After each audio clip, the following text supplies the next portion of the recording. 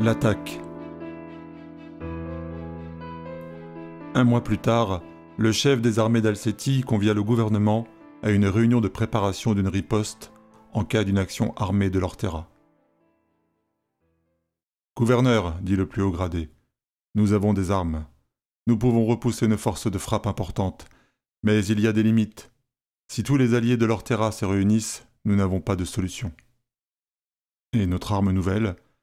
Elle n'est pas encore au point. Nous avons des problèmes de ravitaillement, ce qui empêche de la déployer à grande échelle. Il nous faudra encore des mois. Par ailleurs, ajouta Philippe, qui avait rejoint les services de renseignement, nous sommes convaincus que nos systèmes ont été infiltrés. Progressivement, l'ennemi a préparé son coup et nous n'en savions rien. Nous n'avons rien vu. Qui sait à quel stade il en est maintenant ? Je ne mettrai pas en jeu la vie des Alsétiens, répondit le gouverneur. Si j'en crois vos simulations, nous ne pouvons pas gagner cette bataille. Il nous faudra penser dès aujourd'hui à l'après. Nous serons bientôt en territoire occupé. Des membres de la sécurité rapprochée entrèrent en trombe dans le centre de commandement. Nous subissons une attaque. Nous devons vous mettre à l'abri tout de suite. Suivez-nous. Ce n'est pas possible. Notre artillerie antiaérienne n'a pas fonctionné ?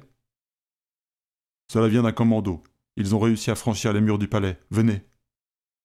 Rapidement, tous se levèrent et les suivirent vers l'ascenseur qui menait au bunker souterrain. Philippe précédait le gouverneur pour lui ouvrir le chemin. Ils entendirent des cris et des coups de feu provenant de l'extérieur du bâtiment, qui confirmaient la menace. En même temps, des avions à réaction passaient bruyamment au-dessus d'eux. Il n'y avait pas de doute, l'attaque avait commencé. Ils n'étaient pas prêts. Le chef des armées appela son commandant en chef. Alors qu'il courait, il donnait des ordres dans son téléphone. « Et nos systèmes de défense, combien ont réussi à passer ? Libérez les quartiers ouest, passez vers le sud. Positionnez-vous avec le matériel léger. Faites un cercle autour du centre de recherche. » Soudain, une violente explosion les projeta contre le mur. Philippe sentit une forte douleur sur son crâne. Il reprit ses esprits après quelques secondes, le visage enfoncé dans les débris sur la moquette. Il tenta de se redresser, mais une forte douleur à la jambe l'en empêcha.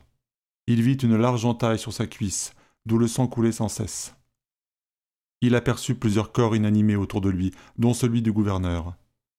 En boitant, il s'approcha de lui et constata que le coup l'avait tué. Quelques personnes s'étaient relevées et continuaient leur course sans se préoccuper des morts. Philippe resta quelques secondes auprès du gouverneur. Ils avaient perdu leur pari. Assommé par le poids de l'échec, il s'assit à ses côtés, la tête baissée, avec une absence de désir de vivre. Leur rêve, leur espoir, s'étaient évanouis à cet instant. « Philippe, allez, on se bouge !»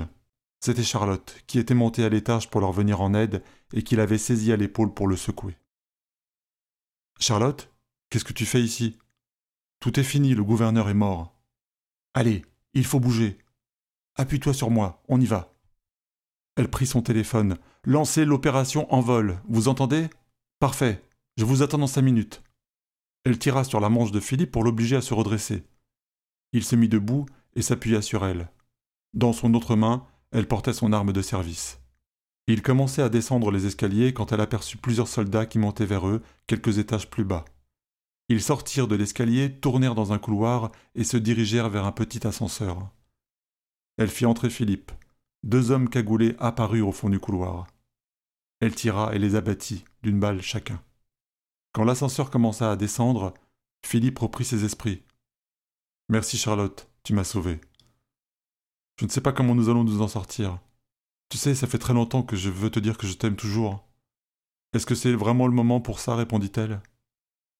Il commençait à regretter de s'être dévoilé de la sorte quand l'ascenseur arriva dans les locaux techniques au sous-sol.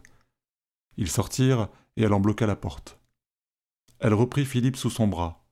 Il saignait davantage et présentait des signes de fatigue.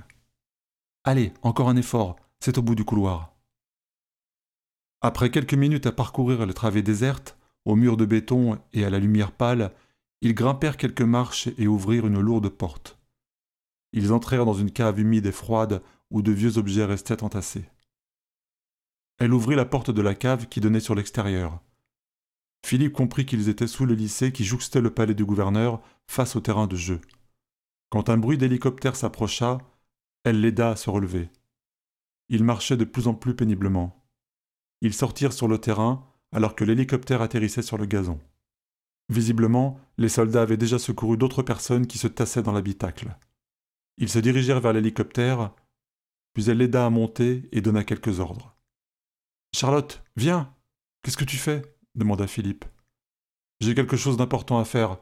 Fais-moi confiance. » Elle commença à reculer pour le laisser partir, et alors que l'hélicoptère s'était déjà élevé de quelques mètres, elle lâcha avec un sourire « Moi aussi, mais tu le sais bien. » Puis elle courut s'abriter dans la cave. Des hommes cagoulés et lourdement armés l'avaient repérée et couraient à sa poursuite. Le chancelier était arrivé tard dans le centre opérationnel avancé du Sud-Ouest. Il avait retrouvé le commandement des armées autour d'une carte géante. « Bravo, c'est un succès. Nous avons réussi à percer leurs frontières en un rien de temps et à décapiter leur commandement au sens propre. » « Effectivement, chancelier, mais nous sommes confrontés à une résistance de la part de la population. Beaucoup de snipers. Il nous faudra reconquérir les rues les unes après les autres. » Le chancelier s'adressa à Marion, l'ancienne directrice des services du gouverneur d'Alcétie. « Ma chère, grâce à vous, nous avons pu viser la tête directement et mettre à terre leur système de défense. Je tiens à vous remercier. Évidemment, il reste encore quelques poches de résistance. Je ne doute pas que vous pourrez vous débarrasser facilement des nuisibles, répondit-elle. Il prit son arme et lui tira une balle dans le cœur. Avec un regard d'incompréhension, elle s'écroula. « Je déteste les traîtres. Ils finissent toujours par se retourner contre vous. N'est-ce pas, chers amis ?» Tous acquiescèrent en silence, alors que des soldats la portaient vers la sortie pour jeter sa dépouille aux ordures. « Où en sommes-nous sur le secteur de la recherche ? Vous savez, les labos. » Cette information de résistance derrière un écran infranchissable. Nous devons récupérer ce qui s'y trouve. Nous ferons un siège aussi longtemps que nécessaire pour les faire sortir de leur trou. Quelques jours plus tard, des quartiers résistaient toujours à l'invasion. Les blindés avançaient lentement dans les rues, en file indienne, accompagnés de soldats de part et d'autre. Plusieurs minutes pouvaient se passer sans aucun mouvement ni aucun bruit. Les habitants qui n'avaient pas fui se terraient chez eux en attendant que le cauchemar cesse.